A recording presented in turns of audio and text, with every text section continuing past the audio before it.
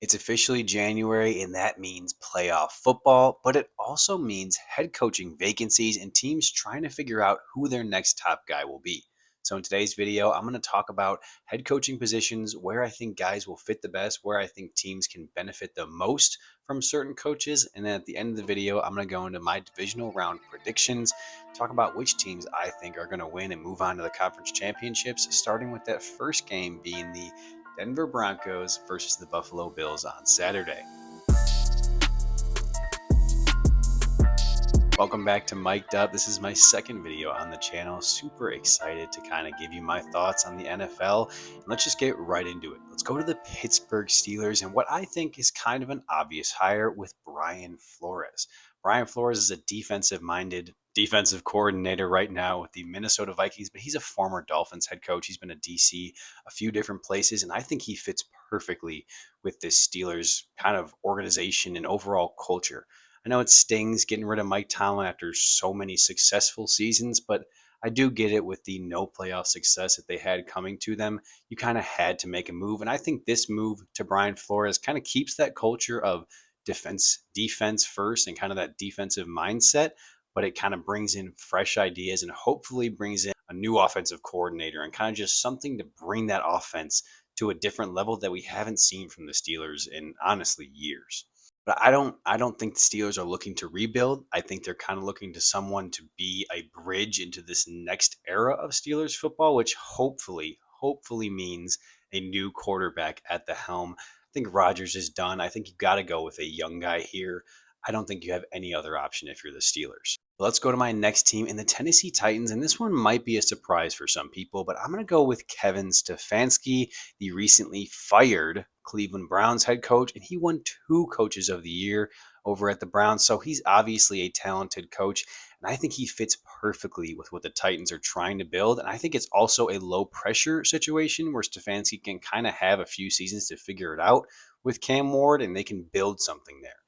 Stefanski is known for his structure and kind of the discipline that he doles out when players aren't playing to the standard that they're supposed to. I mean, you saw it in Cleveland last year with that entire quarterback situation. He kind of made those quarterbacks earn their playing time. I think he doesn't need to do that in Tennessee. You know, Cam Ward is the number one guy. You got no one competing with him.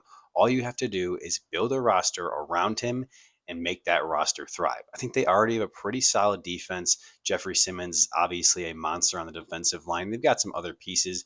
DK as a rookie, Chumari DK, I think his name is, was awesome as a rookie. Had some of the most all-purpose yards we've ever seen from an NFL player. So I think they have the talent, they have the skill on this team. They just need a coach to kind of come in there, have that experience, and kind of just get them on that level of a quality NFL team. I think next year you could see them be close to a 500 record. And I think down the line, you can see Tennessee being a playoff team with Stefanski. And I think it's going to look similar to those Vrabel years when Vrabel kind of did a lot with not a lot on the roster. I think Stefanski can do that same kind of thing.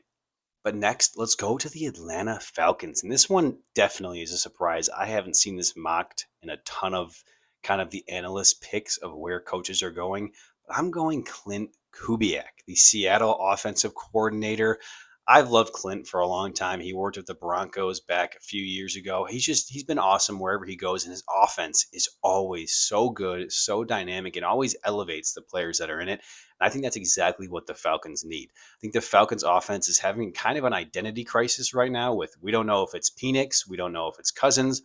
We don't know who's going to be throwing the ball and getting the ball to our playmakers. Let's get a coach in here that knows offense and can do whatever they want on the offensive side, and then let everything else just kind of play itself out with the defense and whatever may be. I think Kubiak elevates the floor of this team just from an offensive standpoint because Raheem Morris was a defensive guy. I think you need an offensive guy in Atlanta just to try something. I think it's been a few years since Atlanta obviously was good with Matt Ryan. They need a new offensive-minded guy that just wants to score points and figure out the rest later. So they already have the weapons on offense with Bijan, London, Pitts even. You don't want to talk about him a lot, but Pitts is a good tight end. He's a weapon out there. If Penix comes back and he's healthy and he's throwing the ball like we saw in his final year at Washington, this could be a sneaky playoff contender. Next, let's go to a pretty simple one in my eyes in the Cleveland Browns, who I see actually doing an in house promotion for Jim Schwartz, their defensive coordinator. Jim knows the players. I think this is a pretty easy option for the Browns. I don't think they're looking for a home run in any way in terms of their head coaching search. I think they're going to go to Jim Schwartz and kind of keep that identity from defense first and figure out the rest later. And I think Jim Schwartz makes a good decision wherever he hires someone from for that offensive coordinator position, and they can thrive with the tools they're given. But we all know the defense is going to be good. So you just got to build some kind of an offense for the Browns. But again, I think Jim Schwartz is the clear option. He knows the guys, he knows the culture. I think you build with him after moving on from a pretty good head coach, in my opinion, in Stefanski. Next, we'll go to a team that already hired their head coach, but we'll still talk about them in the New York Giants. I've got some friends that are New York Giants fans, and they said they almost cried when they saw this news. And they're saying things like war is over because they finally have a competent head coach that we know what he's going to do. We know he's raising the floor there. We know they're going to be in the playoffs. If it's not next year, in the next few years, just because John Harbaugh is that type of coach. He elevates players, he elevates systems. He just knows how to get results in terms of NFL coaching. This is a scary team when everyone is healthy and everyone does their job, which Harbaugh will come in and make everyone do their job. Next, we'll go to the team that fired Harbaugh in the Baltimore Ravens. And I'm going to go with kind of a weird one here with Cliff Kingsbury. I know it's kind of a stretch, and I don't think a lot of people are talking about him, but he just got dismissed from the Washington Commanders. And I think he can come in and do exactly what he did with Jaden Daniels last year in terms of elevating with a QB that's a dual threat. I think if Lamar Jackson is healthy next year, you could easily see this Ravens team make a deep run in the playoffs. I think they have all the talent on this roster to make a deep run in the playoffs. And I think having Lamar, having Henry, having the talent they have on the defensive side of the ball, I think this team is easily a contender. And I think Kingsbury only elevates that because of his offensive skill. Next, we'll go to easily my biggest reach in terms of the coach that I'm going to be talking about. But we're going to the Las Vegas Raiders, and I'm going to go in-house from my team, the Denver Broncos, and take Davis Webb to be their next head coach. I know no one's talking about it. I'm sure a lot of people don't even know who he is. He's the passing game coordinator for the Broncos. He used to be an NFL quarterback. I think he is the perfect kind of hire to just kind of say that we're trying the new NFL. He knows how to elevate quarterbacks. He knows how to elevate passing games. And I think we all know you're getting that first pick. We all know you're getting Fernando Mendoza. And I think you pair him with a young coach like Davis Webb. I think they could be a match made in heaven. And you obviously have all the pieces around them with Bowers, with Genty, with Crosby on the defensive side. I think this team could be so much better than what they showed this year. But for the Raiders, this is definitely not something that is a structural pick. This is a kind of bet on the future pick and bet on the fact that this guy, Davis Webb, could be a really good coach because you just don't know at this point as he's only had roles, kind of smaller roles within organizations. But now let's go to the Cardinals. I'm going to go with Robert Saleh. I know a lot of people still have a bad taste in their mouth from his time with the Jets, but I think he is still a good coach and just got dealt a really bad hand with the Jets. I think he can go to the Cardinals and give them exactly what they need, which is structure and honestly some form of intensity and just holding guys accountable. Because I feel like a lot of times this year you just saw the Cardinals putting up empty stats.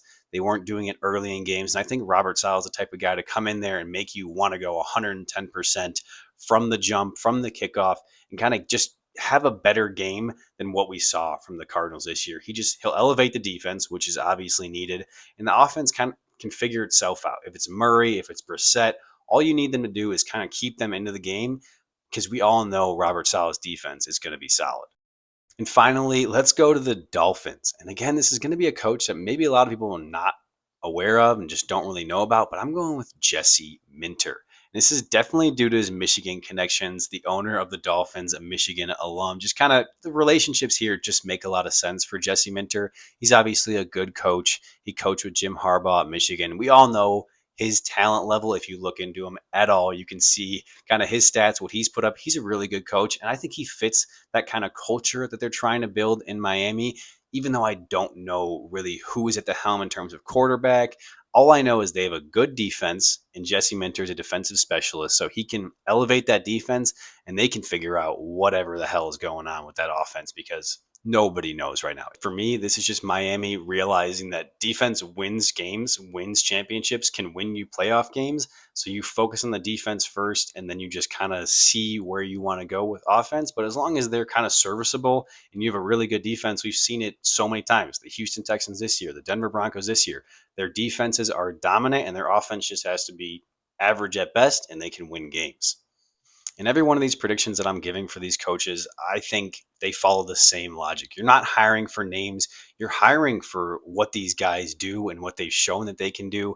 I know some of the names that I threw out there aren't going to be on a lot of the analyst picks, but I think they are the best guys for those jobs that I listed. Davis Webb is easily the craziest one that I said, but I think he's going to be a head coach, whether it's this year, whether it's the next year, whether it's 3 years down the road. I think whoever gets him is getting a steal at the head coaching position, and no one is going to know about it until he gets into that position and just shows and proves himself to be that guy. Let me know which of these coaching decisions you agree with and kind of where you think different head coaches are going to end up. I know there's obviously guys here like Mike Tomlin that got fired, and I didn't mention him. I think he takes a year off and then probably comes back in the coming years to a team and elevates them. But I don't think he coaches this year. I think he takes a year off, maybe does some TV, and we'll see him soon. But yeah, let me know your thoughts on these coaches, and let's get into some NFL playoff predictions for the divisional round. Let's start with my Denver Broncos hosting the Buffalo Bills this Saturday. It's the first game of the weekend. I think it's going to be a really, really good one. Now, obviously, these two teams faced off last year in the playoffs, and it didn't go Denver's way. It was all Buffalo, all game. All the Denver Broncos could do was drop passes and let the Bills score. But I don't think this is the same team. I think Sean Payton and this coaching staff is so good at adjusting and correcting their mistakes that this game will not look anything like that game you saw a year ago. I think the main argument that people are giving is that Denver plays a lot of man defense. That's what Sean Payton knows. And he knows that his linebackers, his nickel cornerbacks, those guys are going to have to be ready to hit those tight ends, hit those running backs, and not let them get huge screen plays. But I think Buffalo knows they don't want to target the cornerbacks and Pat Surtain and Riley Moss. They don't want to do that. So they're going to try and go for the ground pound game with the tight ends on 5-yard passes, 10-yard passes, or James Cook out of the backfield. But I think Denver's ready for it, and this defense proves why they're one of the best in the league. I think Bo Nix just has a pretty average game. I think he goes probably 200 plus passing yards, maybe a few touchdowns, but I think he just plays a clean game, doesn't turn the ball over, just knows what he needs to do and lets the defense kind of take care of the rest.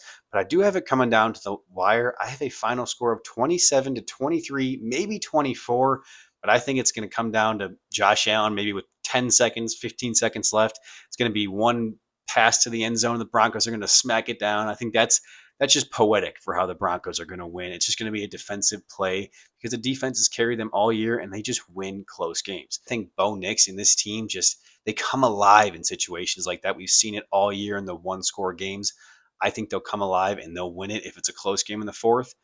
But again, I'm going Broncos win 27-23, final prediction. Next, we'll go to the Saturday night game with the 49ers and the Seahawks, and I'm really excited to watch this one.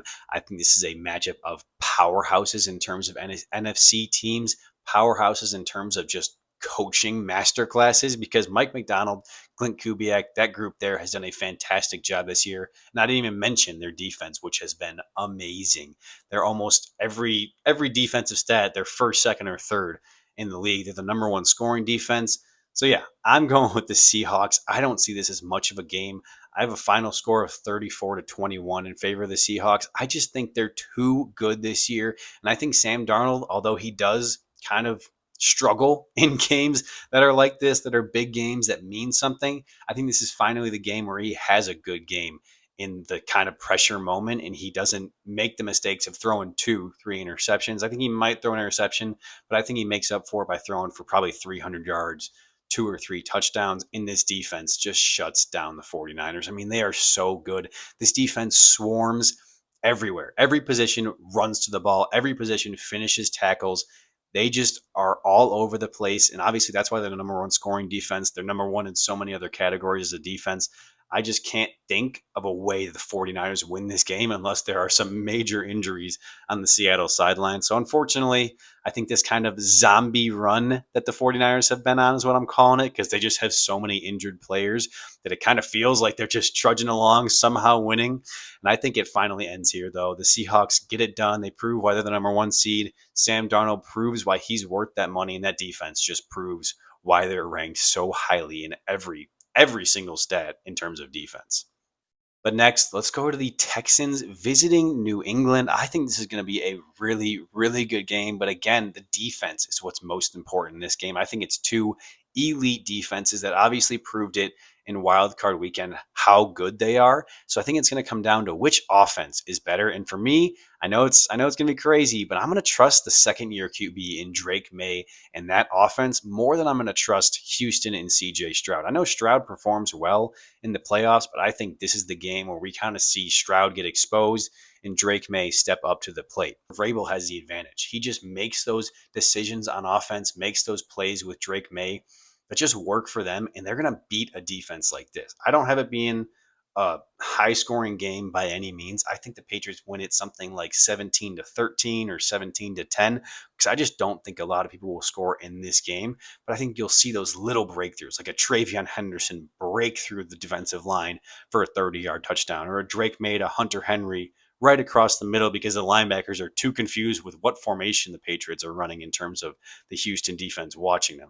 I just think this Patriots team is too well coached, and they've had too good of a season for it to end here against a pretty mediocre offense. I know the Houston defense is special, but I think this is where their run ends. And let's go to the final game of the weekend. Probably my favorite game to watch after obviously the Broncos game. It's the Bears hosting the Los Angeles Rams in just frigid temperatures. But honestly, a lot of people in this are going with the Rams. They're favored by 3.5 points right now. And obviously, both these quarterbacks know how to play in the cold. I mean, Matt Stafford played in the NFC North for so long. Even though Detroit is a dome, he's played in the cold weather. He knows how to play in it. Caleb obviously knows how to play in it. He's played in cold games this year, last year. So I think it's going to come down to which team wants it more. I don't even think this is going to be a game where I talk about the stats or who's done this year. It's literally just going to come down to who wants it more, who comes into Chicago and has the mindset of, I'm winning this game and no one is stopping me. Because I think if the Rams don't get out to a 21-point lead, this game isn't safe. The Bears will come back from anything. I mean, they're being called the cardiac Bears for a reason, that they just keep coming back. They keep winning games that, in all honesty, they shouldn't win. Last week was a perfect example of that. The Packers had a huge lead. The Bears erased it, came back and won. All the momentum is with Chicago right now, so there's no way that I would go against them. I'm going Bears to win this one against the Rams. I'm going with a close one. I'm going 31-24, kind of a high-scoring one.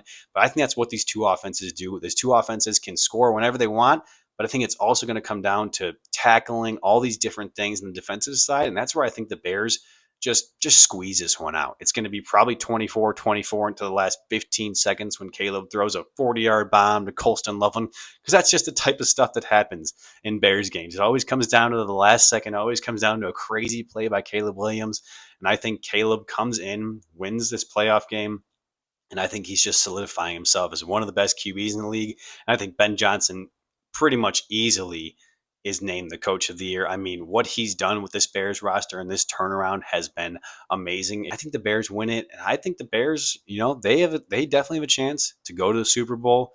But we'll talk about that when I make my predictions after this weekend. So let me know your thoughts on all my picks, on all my thoughts on the coaching, on all my thoughts on the games in the comments, and I guess I'll see you next video.